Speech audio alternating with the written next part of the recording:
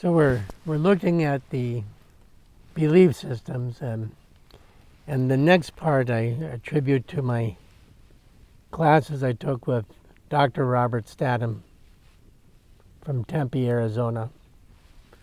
And he said there's ABCs to every belief system. A is an activating event. B is the resulting belief, and C is the consequences of that belief. So imagine that baby I shared back in a previous episode, and the baby came off the plane, and all the guy could think of was how ugly this baby was, and he was rejected by his mother in Korea, and now he's going to be rejected by his mother in America. And when the mother saw him, or this baby, I don't know if it was him or her, but when the mother saw this baby, she was filled with joy and exclaimed that this is the most beautiful baby she'd ever seen. So that type of reception by this mother would affirm for this child and to be held and to experience the heartbeat and the love that this mother poured out for this baby is the activating event. And what would be the resulting belief of this baby? Now, of course, we might say, well, a baby can't believe, but babies do believe. They have a intellectual development at that point. Even the most basic of emotions can be understood between love and indifference. And so this child could see that or experience from the holding and the gushing and all the good things they were experiencing and feeling that this is love. And what's the consequence of love? A stronger sense of self. Just for starters. What's another good consequence? Not having the insecurities that we have about other things. Having that strong sense of security. That even when you're facing odds that go beyond, human understanding, you can face those odds and trust that you will see through it.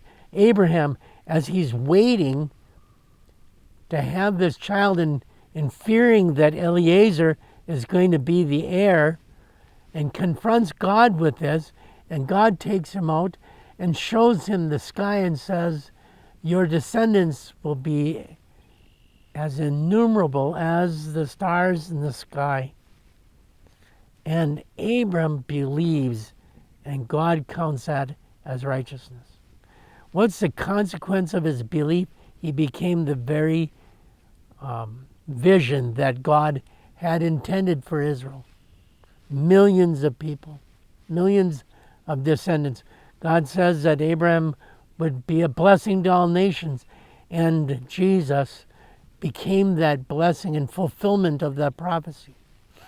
And so that it wouldn't be just the Jews that would benefit from God making them his people, but that all people would have an opportunity to become his people. And so that's why the power of belief is such that it's rooted in activating events. And there are a lot of, everybody has negative activating events when you're 0 to 5. And one of the most common ones is the dumping of your reality into a child. You are stressed, you've had a hard day at work, you come home, you're tired, and the 2-year-old at the table spills his food, spills the milk, it goes over papers for work, and you blow up at the 2-year-old. You have now dumped your reality into that 2-year-old. And even though that child has viewed you as someone that they can love because they have been loved by you, that moment is so critical. Now children are resilient of course. And it's much easier to make up with a 2-year-old than it is with a 20-year-old. But activating events stay with people. I've worked with people and listened to the pain of their stories as they recount specific things that happened to them at even as young an age of 3 years old. Myself, I shared a memory with my dad. We were at a hotel, or a motel actually, and I was standing in my bed looking out the window, and this cow's nose gets shoved right up against the window and it blows out, and it scared me. And my dad said, "You can't have that memory." And I said, "Why not?" And he said, "Well, you're only 6 months old." Well, I have that memory. And that scared me, and it stayed with me. Well, that's the point, is these things stay with us and they shape how we'll experience things. Jesus encounters so many different people throughout the New Testament, and primarily in the 4 Gospels. And one that I really like is the faith of a centurion. It's in Matthew, and that chapter would be 8. When he had entered Capernaum, a centurion came forward to him, appealing to him, "Lord, my servant is lying paralyzed at home, suffering terribly." And he said to him, "I will come and heal him." But the centurion replied, "Lord, I am not worthy to have you come under my roof, but only say the word, and my servant will be healed. For I too am a man under authority, with soldiers under me, and I say to one, 'Go,' and he goes, and to another, 'Come,' and he comes, and to my servant, 'Do this,' and he does it." When Jesus heard this, he marveled and said to those who followed him, "Truly, I tell you, with no one in Israel have I found such faith. I tell you, many will come from east and west and will recline at table with Abraham and Isaac and Jacob in the kingdom of heaven, while the sons of the kingdom will be thrown into the outer darkness. In that place will be weeping and gnashing of teeth." And to the centurion Jesus said, "Go, let it be done for you as you have believed."